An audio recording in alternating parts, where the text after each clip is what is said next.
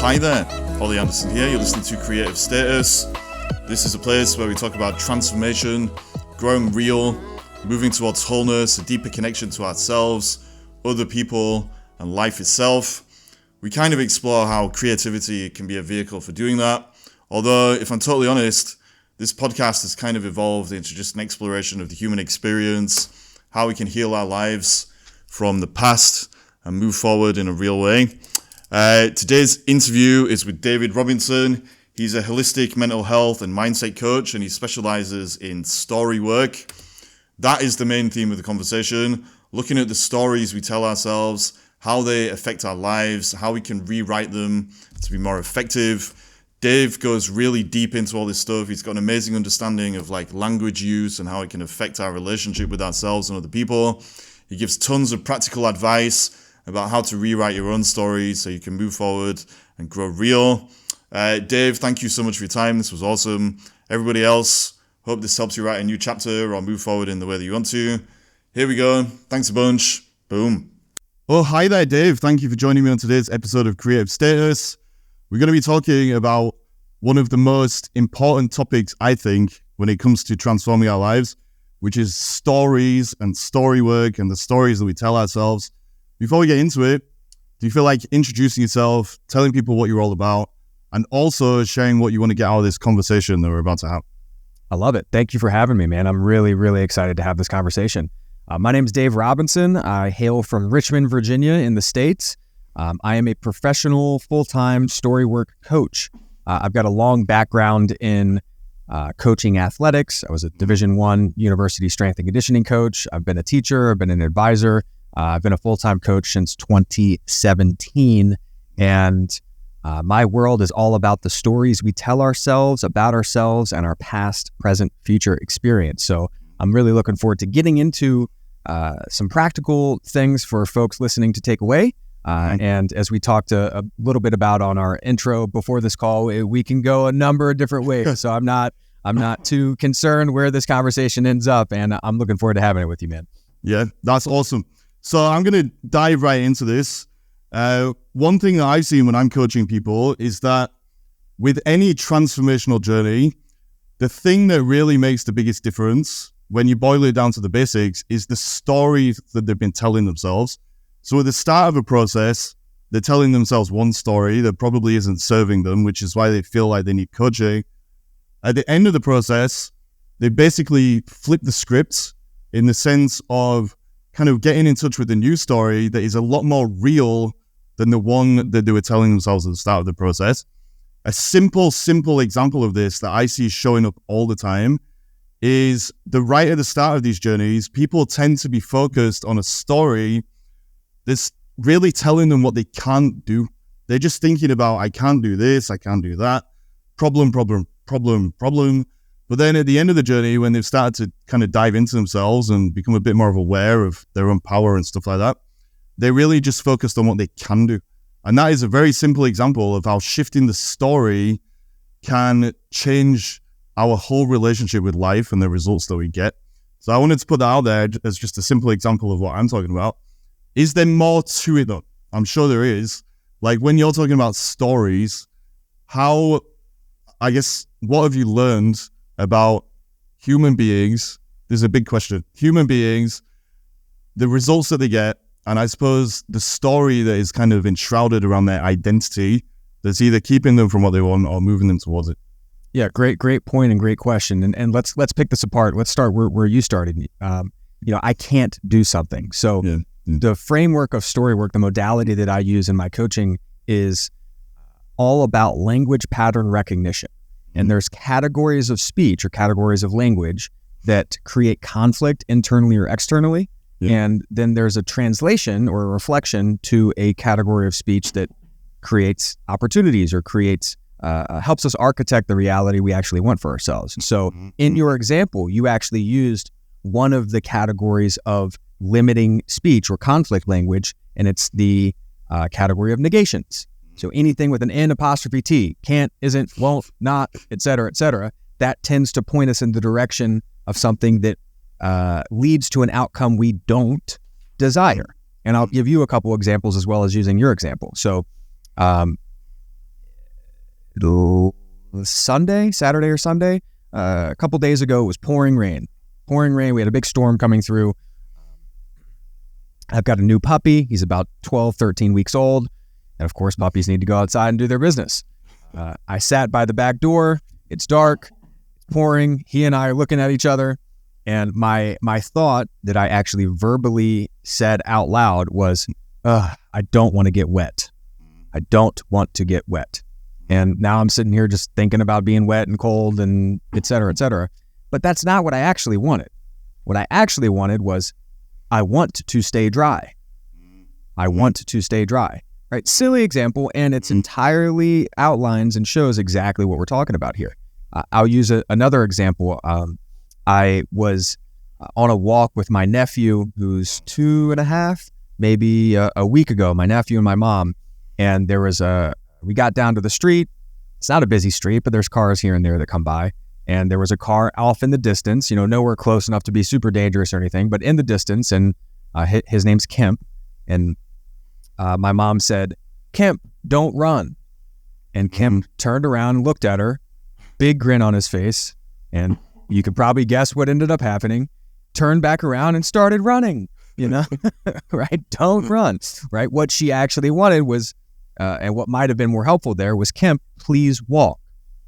Please walk." So now we're focused on what we actually want. So even in this category of speech of just negations, it outlines very clearly the power of our speech and the power of our specific word choices to highlight or maybe turn on mental imagery, turn on imagination, elicit certain emotions, affect our breathing patterns. Don't walk, please run, or please walk, whatever. Those are not really big things, right? But if we get into the bigger stories, these words can affect our breathing patterns. They can affect our physiological states, and they can affect how we're viewing the world around us. Yeah. There was a session that I did yesterday with a long-term client of mine who we haven't really spoken in a month or two. We've just had some scheduling conflicts. And so it's the first kind of back on the books, so to speak. And she spent a couple minutes kind of telling me some updates on her business. She does sound healing and is probably the best massage therapist in the city of Richmond where I'm at. No questions. And she's been focused on her business. She's been working really, really hard. She's had a couple really great opportunities come in. We were celebrating her wins.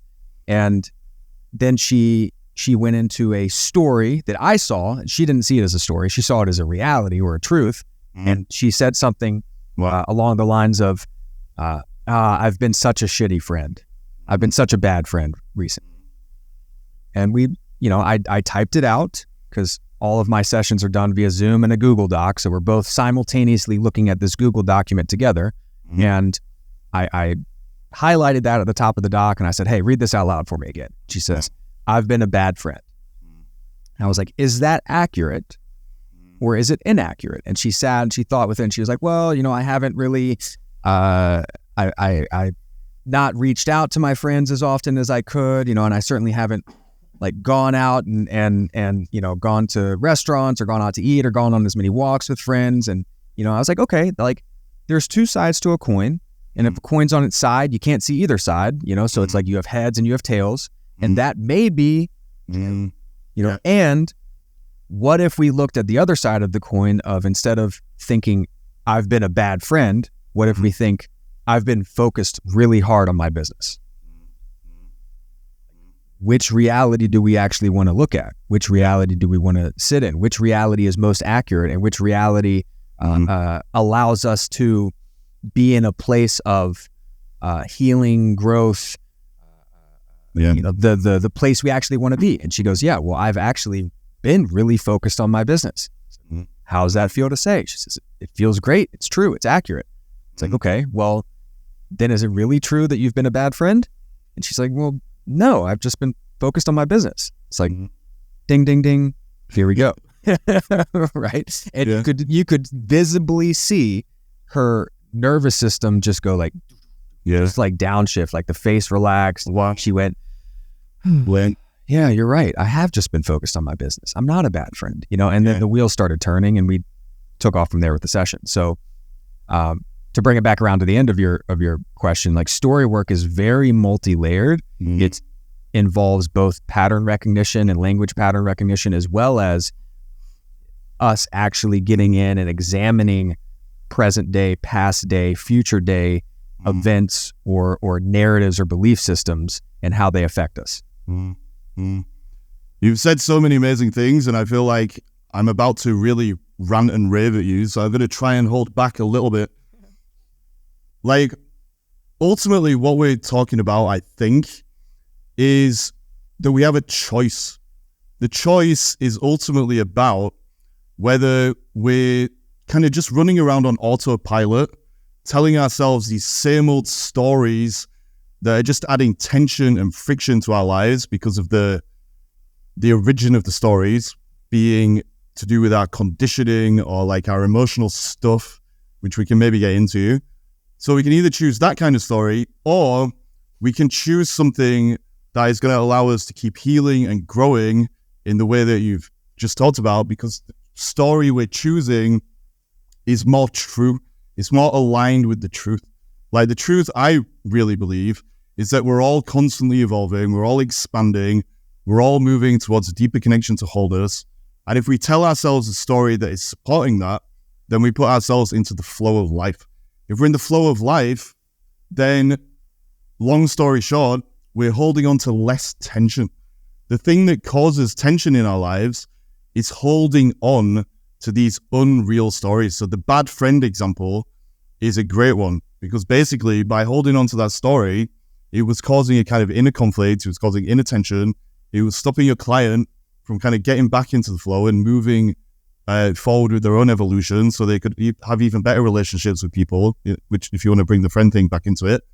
And the only thing between either the tension or the release into the flow is the stories that we're telling ourselves.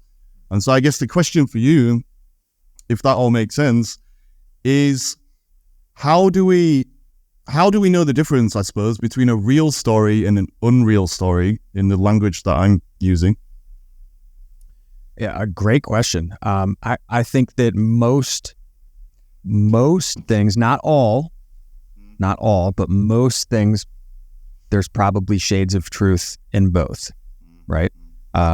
Some stories are completely inaccurate and some stories are completely accurate, right? And most of the time there's some accuracy in one way or another. It just really is like, hey, which one do you want to look at, right? My driving instructor, when I was 15 years old, I still remember this to this day. And I actually met a dear friend in the car, right? He's a buddy of mine, Luke Phillips, still a good friend. We met in driving school, believe it or not, or like your student driving thing or whatever. But it's day one, and we're on the road, we're doing our testing or whatever, and we're on the right side of the road, and y'all are on the left side of the road or whatever. All good, but I keep looking over to the right at the solid white line, just to make sure that I'm staying straight, right? And thus I keep veering a little bit slightly to the right because I keep looking to the right. And the driving instructor, he's like, okay, hey, let's stop, let's reassess. And he says, David, look where you want to go, because you'll probably end up going that way. Yeah, exactly. And that is such a great parallel to all of these, where we might have some stories that do create conflict or do create dis-ease in our bodies. And if those perpetuate, maybe those compound into actual disease, and there might also be some accuracy to them, but there's also going to be stories that do point us in the direction we actually want with just as much, if not more accuracy. And we can choose, as you brought up, to spend time looking at those particular stories versus the other ones that create the conflict. Yeah. That is the power of a real story. It keeps our focus on our evolution and growth and journey towards wholeness in the way that I was talking about. But also, I suppose, it's not just keeping us focused in the wider context of our lives. It also sets a frame around, I guess, the kind of more micro interactions that we might have with other people or with life itself on a day-to-day basis. And I think the frame thing comes back to the kind of the language use that you were talking about, if we can understand the language that we're using as we talk to ourselves, we can actually kind of reverse engineer our relationship with life and whether or not it's going to actually serve us and our growth and allow us to serve other people. So you talked about, like negative language and things like that, like things that negate certain experiences. Can we get some more examples of that? Because I think that is really practical. Like another one, I suppose, is the use of absolutist language. So normally when people are saying always and never, they're kind of putting limits around themselves. They're blocking their path forward. Yeah. But what are just, I guess, the most common examples of that? Because again, it comes down to the focus, and this kind of language use that we're talking about now, it's just another thing that blocks our focus or blocks the view forward because of the language, the story that we're telling ourselves. Yeah, great question. And you brought up the second of really 5 major patterns of speech that I look for, both when I speak or think or write versus, or in addition to when I hear from other people, clients or otherwise. So the first one was negations, anything with an N apostrophe T, can't, isn't, won't, not, etc. The second that you mentioned was absolutes. My other nickname for this is drama language. Yeah. Right. And we're thinking in terms of always, never, only, all, etc., which are rarely accurate. Hey, the sun always rises in the east. Like, yeah, okay, accurate. Maybe not in 2 billion years, but that is an absolute. That is a proper use of the term always. I'm always late is inaccurate, creates drama, creates stress, creates tension internally and potentially externally if we're voicing that opinion. I might be late often, right? I might rarely be on time, but both of those two examples are much more accurate than I'm always late, because that denotes that I've never been on time, which is inaccurate, right? So it creates unnecessary drama when we use absolutes or drama language. Another example, the third example, is soft talk. Soft talk. Soft talk is a dream killer, my friend. And what I mean by soft talk is probably, feels like, I guess, maybe, possibly, might, one day, should, hopefully, kind of, sort of, go to the gym. That dude ain't going to the gym. Right? Yeah, it's just not happening. I think I might possibly one day might want to ask you out on a date. Wow. Like, very unclear, very undecisive, definitely hedging, right? And does not come off as confident in any way, shape, or form, and doesn't lead to the action that we desire. So when we see soft talk, we just delete it. Right? There's always a translation to things. It's like, I might want to take you on a date. Take out the might. I want to take you on a date. Cool. Totally different. Yeah. Totally different. Yeah. Another example is projections. Projections. Anytime you hear or say or think he, she, they, them, people, y'all, you guys, whatever, right? We are often putting blame or responsibility on other people, which might be accurate. Again, a lot of these stories might be accurate, but there's also the reflection back to ourselves. So, you make me so mad. She makes me so mad. I make me so mad. Yeah. Okay. Like, and this category is the one that actually tends to hit you a little bit,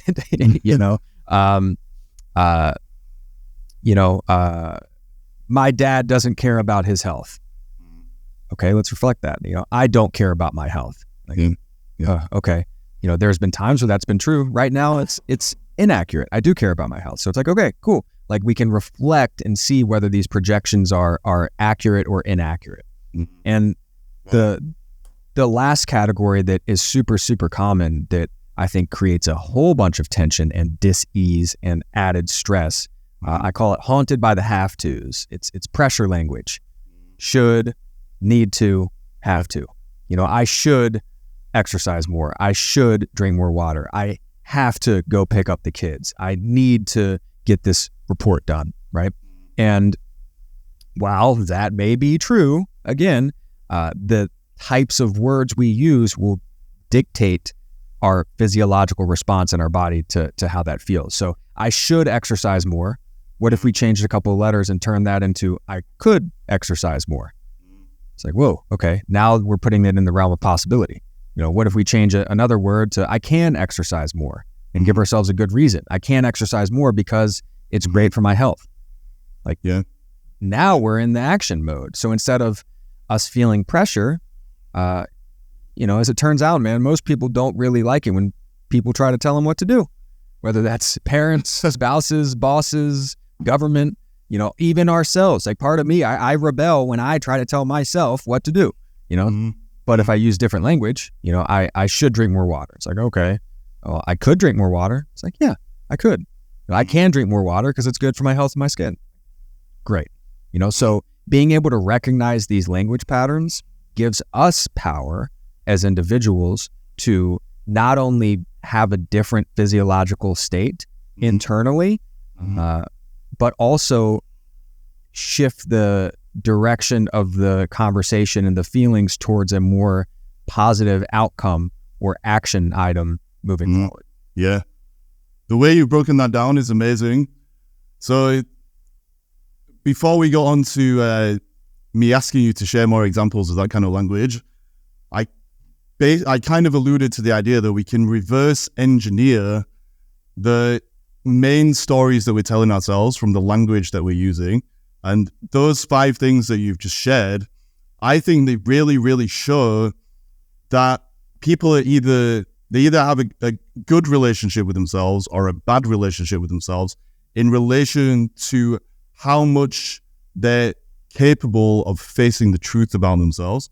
That might sound a bit dramatic, but all I really mean is that a lot of these things that you just shared, in fact, all of them, so the negation, the using absolutes and drama language, soft talk, projections of the blame or responsibility, and then the pressure language, if you identify with yourself in such a way where you're constantly talking to yourself using that kind of language, then ultimately you've taken away your own power for some reason. And if you've taken your power away, it basically just means that you're not going to be focused on the real vision for where you want to take your life. And so you're going to constantly be stuck in the first of the examples you shared, the negation thing. You're constantly going to be talking yourself out of what's possible, or you're going to be focused on what you can't do, so you won't get started. You'll be focused on the problem instead of the solution.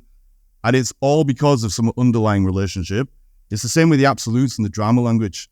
I read years ago in a book by John Bradshaw, who wrote an amazing book called Healing the Shame That Binds You, that when people use that kind of language, the absolutist language like never, always, etc., they're actually in a child state when they're doing it. And it's actually their unresolved emotional stuff that's making them kind of speak in that way, because they've got some unprocessed stuff that they need to actually face so they can resolve it and start moving forward again. The soft talk is the same. Like the soft talk basically shows they're not ready to commit, probably because again, they have some underlying shame and they don't believe in themselves, or they don't feel worthy of just committing to what they want to do and kind of moving forward with it. The projections also, like if people have underlying shame or they've got an unhealthy relationship with themselves, they're constantly trying to avoid things, and so they project it out onto others so that they don't have to face their own shadow and grow through their ego and all that kind of thing.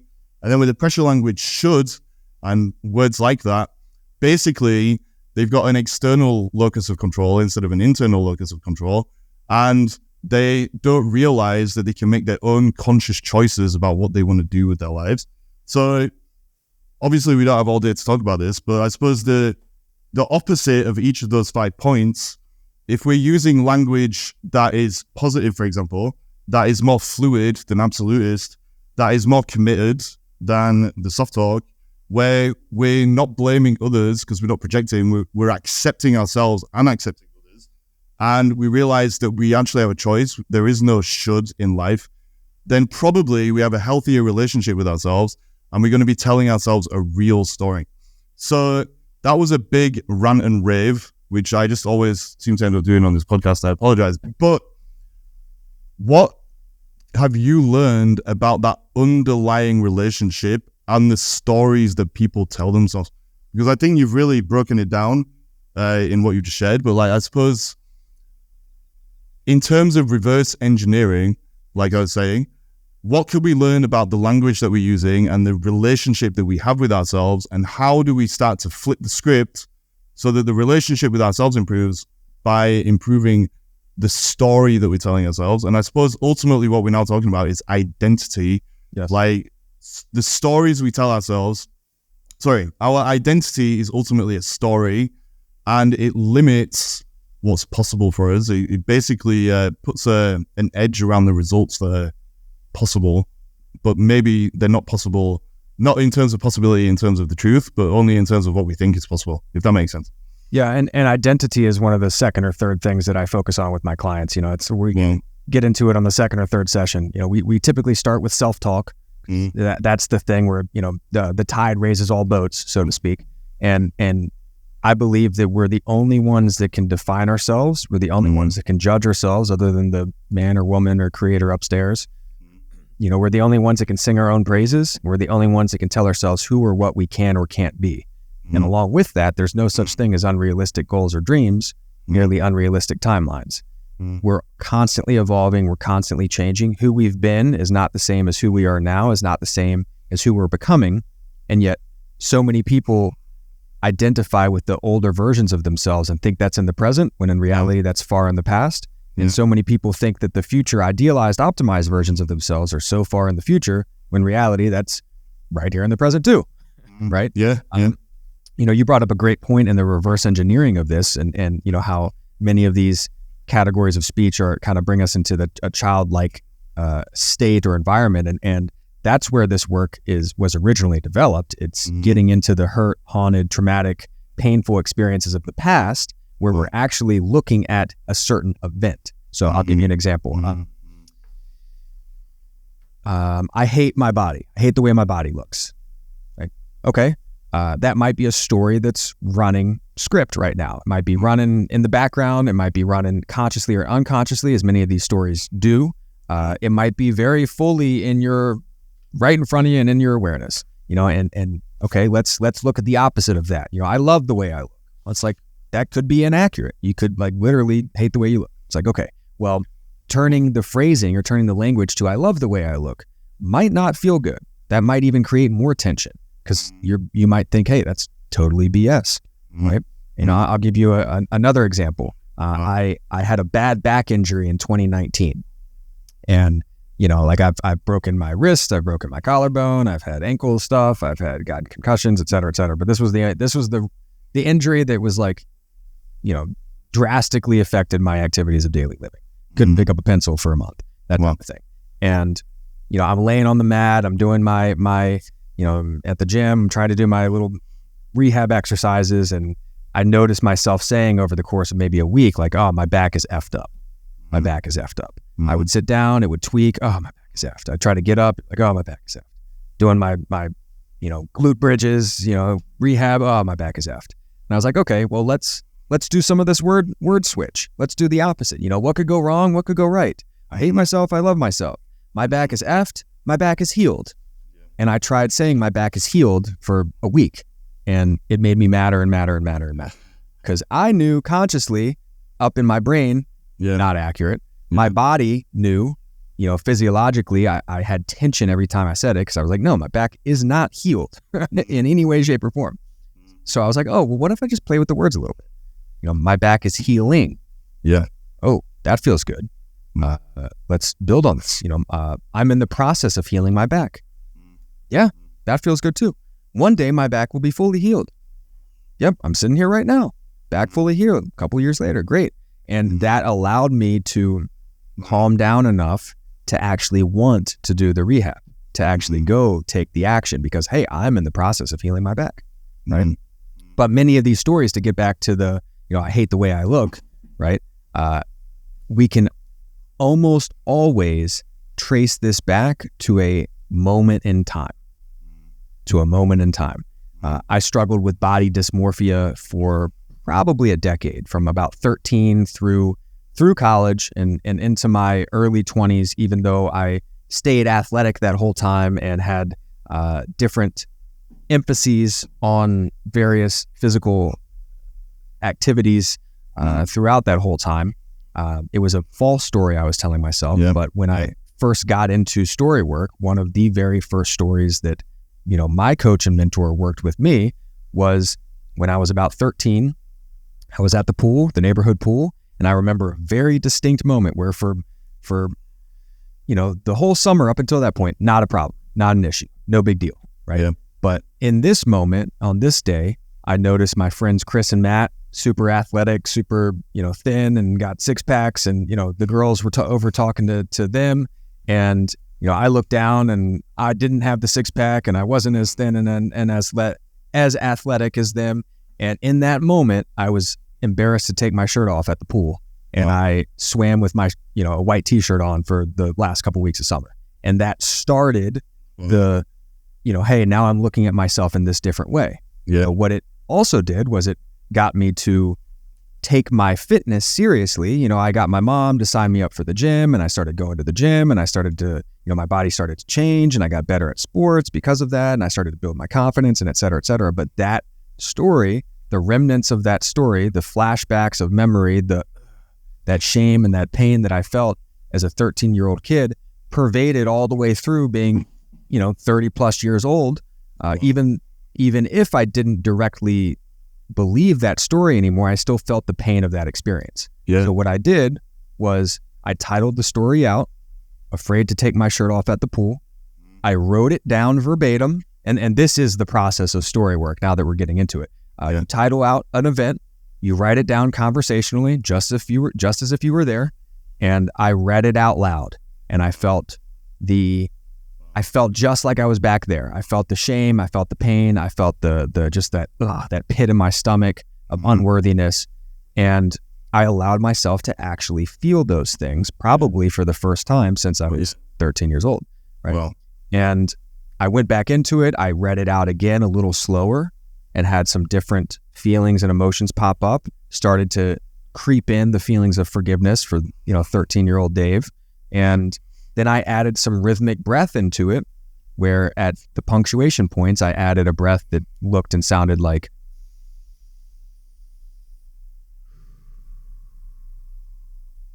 so now if I do 20 of those, I'm going to be super downregulated, no matter what I'm staring at on the screen. And that pulling myself down into that parasympathetic rest and relaxed nervous system state actually allowed my body to heal, to store those emotions properly in the right files and places. And then I could think about that event without the upregulatory feelings and the quote unquote negative emotions coming up. And now it's just a story.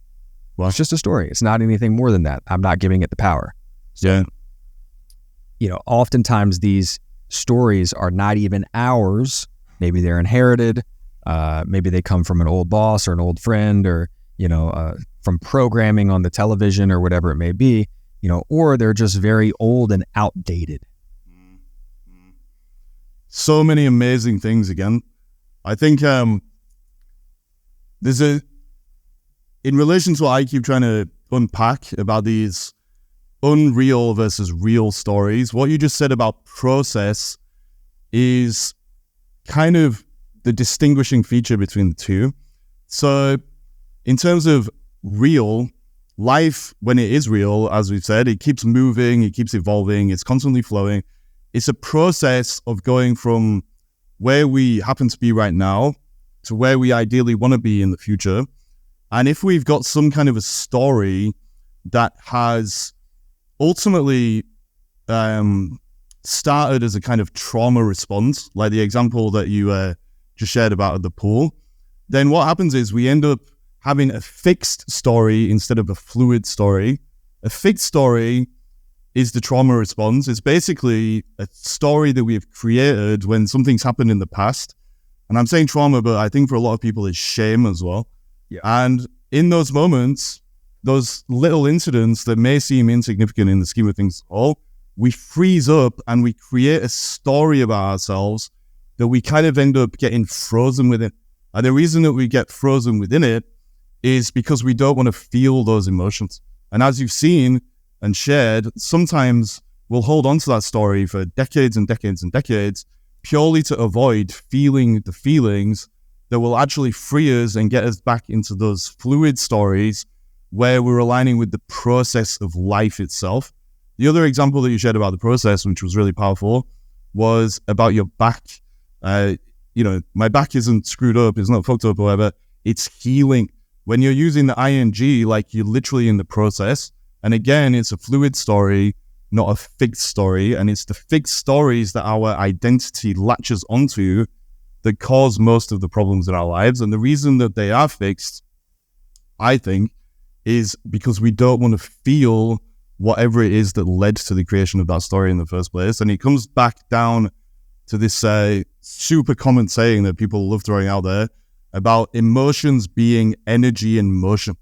All we need to do is to just let them move where they need to move. But if we've got these stories that are blocking that movement, then we can literally spend our whole lives just kind of been frozen and stuck and not moving with life in the way that we need to.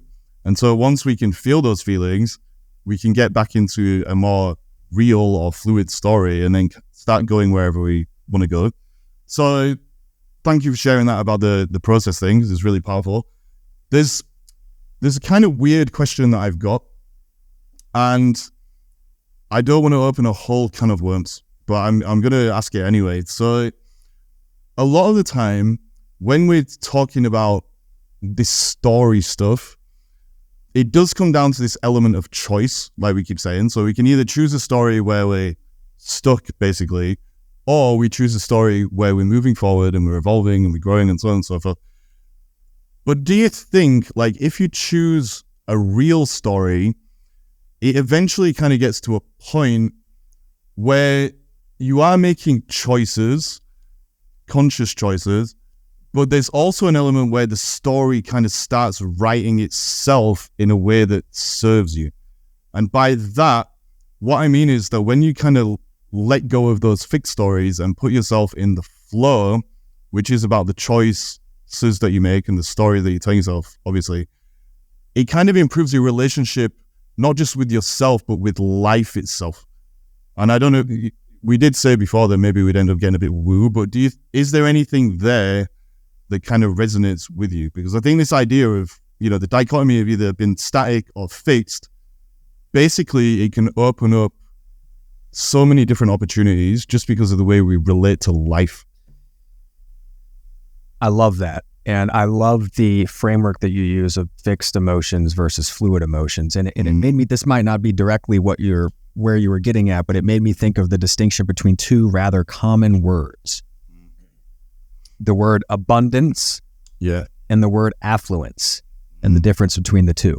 So the etymology or the origin of the word abundance is actually pretty good. Like if you go in and look at where, breaking down that word, it's actually solid. But what it sounds like to me, and both these words are typically used in terms of finance or money, or potentially, fulfillment, right? Abundance sounds like a bound dance. A bound dance. I see a dam, maybe a beaver dam or, something like that, where the water's kind of swirling as it hits the dam, and it's not in a whirlpool, but it's not really going anywhere. Maybe I kind of see like hand holding and putting on a show and just like, same place. Yeah, you're moving, but you're not moving forward or back or left or right. You're kind of just spinning in circles. Versus the word affluence, which the Latin root of that means to flow, typically involving water and water and wealth. And I see myself stepping into a stream where now the dam is broken and that water, instead of swirling, is now flowing.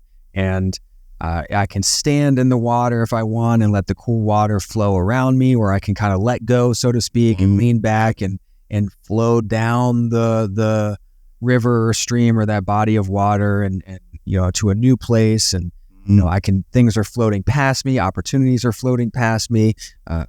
I'm literally in the flow of life. Simply by using a different word. And sounds woo, but hey, this is this part of the podcast, right? I stopped using the word abundance in September of 2022.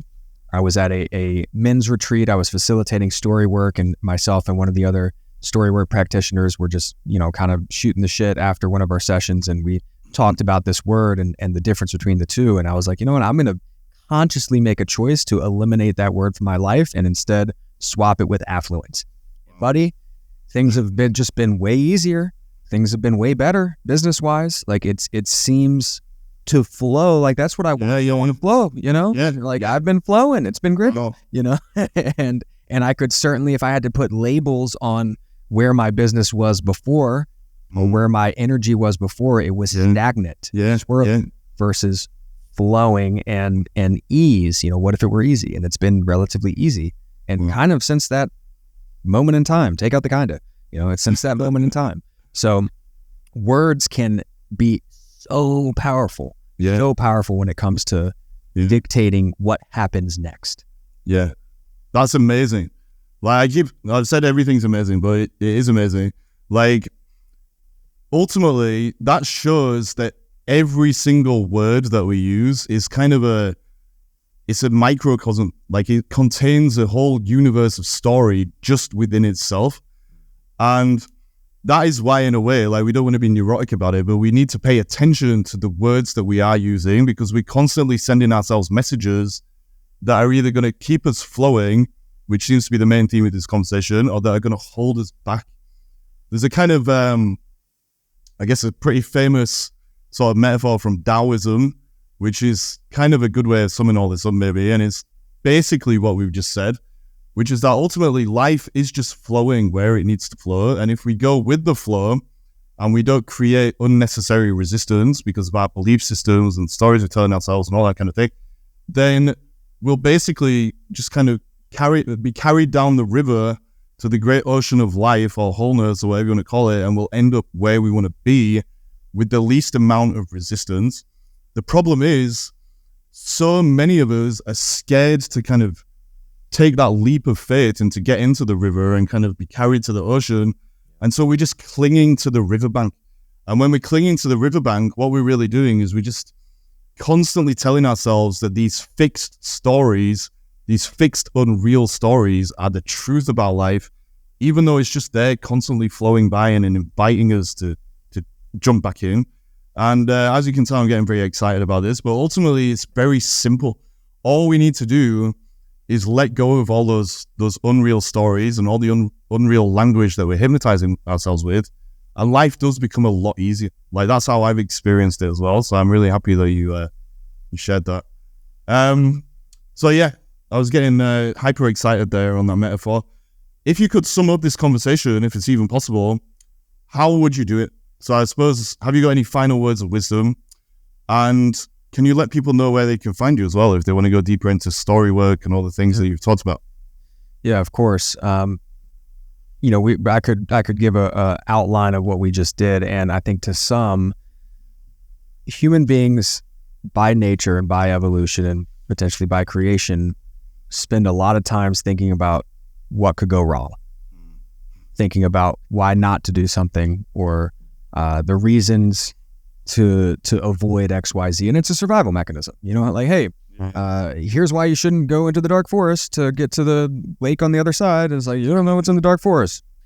You know, it might be bears or tigers or warring tribes or whatever. It's like, we should just stay here, right? It's probably safer to stay here, even in the face of famine, even in the face of drought, even in the face of unrest, right? The unknown is scary. And if we spend even a smidgen of time thinking about what could go right versus what could go wrong, then we are much more likely to let go of the riverbank and trust the flow of life. Yeah. So even again, in the words, what's the opposite of right? Wrong. What could go wrong? What could go right? Like that has changed my world in so many different ways. So, you know, we could probably do a series of these, you know, and as far as story work goes, this is what I do professionally full time, and y'all could find me if you're interested in learning a little bit more about just the way I view this. My website is workyourstories.com, www.workyourstories.com, and I am on Instagram as well at daverobinson.coach. Again, that's daverobinson.coach, and those are the two modalities that I use most often for interacting with folks. Brilliant. Dave, thank you so much for this one. Like, there's been so much practical little shifts in the way that we can think that I think are really going to help people. So thank you so much. Thank you for your energy. And I can hear the birds singing in the background. So that's good timing for that. Like they've just started, so it's a nice kind of vibe to finish the show. But yeah, thank you so much. That was awesome. Thanks for having me, mate. I appreciate it.